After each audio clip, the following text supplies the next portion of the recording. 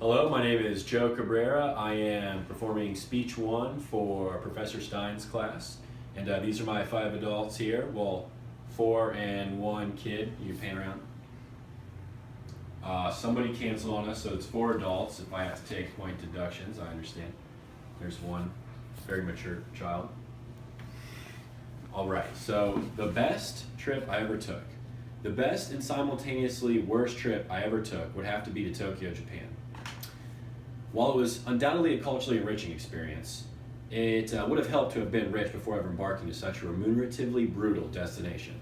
The food was great, the people were amazingly gracious, the sights were to die for, and the fee for such a once-in-a-lifetime journey bordered on Yakuza extortion.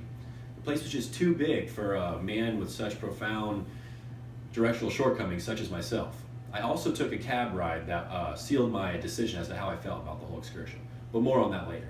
What the trip ultimately did, however, was propel me out of my comfort zone at breakneck speed, like a rocket launching into a new frontier, and imbued in me a newfound passion for cultural exploration. And when it comes to the cultural aspect, Tokyo has no comparison.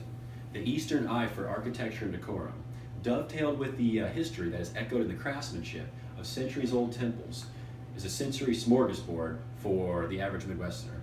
Even something as straightforward as a skyscraper still bears their artistic flourishes. In one district, there would be a bevy of buildings all huddled together that looked modern to the point of being futuristic.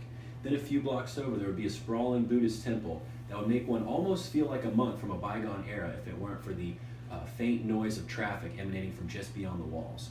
The meals I had stunned my palate, packing multiple phases of taste in each bite and making me feel like I rediscovered the concept of food. My technique was to wander into a modest-looking restaurant, populated with plainclothes people, sat down to a man that looked like a local and ordered what he was having. I was never disappointed. The people, when we could converse past the language barrier, were among the nicest and most genuine that I'd ever encountered. But like I said before, the city is a concrete behemoth. The biggest city in all of recorded time, in fact. At any given moment, there's 38 million intakes of oxygen every second, all laboring, innovating, transiting, and scrambling. There's so much energy being harnessed and expended in every conceivable direction. There's flashing neon lights beckoning you into establishments and sidewalk vendors that elevate the task of grabbing your attention into an art form. I don't think that even if given 10 lifetimes, I could chip away at the monolithic mystery and attain a perfect understanding of the soul of the city. But half the fun is giving it the old college try anyways. While grappling with navigating the magnitude of Tokyo, it's no surprise that I oftentimes wound up being a lost puppy. My last resort would be to hail a cab, which never failed to punish my bank account. 1 or 2 times is okay, but after the umpteenth time I just had to accept the fact that I was in a foreign major metropolis, out of my element, and if I wanted to bandy about, then I simply had to pay the steep price. On the final day of my departure, I inquired to the hotel desk employee subway directions to the airport. He estimated it would be about roughly an hour and a half duration. I had about 3 hours until liftoff, which I suppose is a comfortable enough allotment of time. But this being an international flight and a country of fastidiousness and punctuality, I wanted to make sure that I had at least a slim window of time to spare. Feeling like I had no other recourse, I opted to hail another taxi, figuring I'd cut the time of the journey down significantly. After about a half hour into the drive, I kept looking for a looming airport in the distance, but instead was met with the grim vista of endless asphalt. I asked the driver how much longer. 60 more minutes, he said, slightly fumbling to locate the correct words in a language he's not terribly familiar with. While I was impressed with his verbal versatility, my eyes were fixed and my heart was banging like a gong at the constantly climbing meter.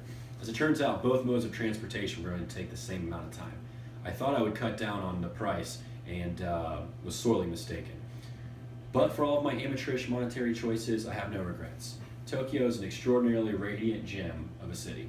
The people were the epitome of graciousness, the food was nothing short of exquisite, and every landmark posed gallantly for my camera.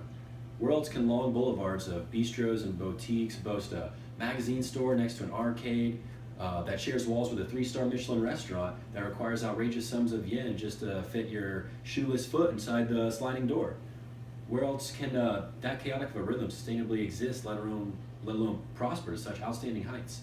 Just chalk it up to the Tokyo-ness of Tokyo, the majestic feather in Japan's cap.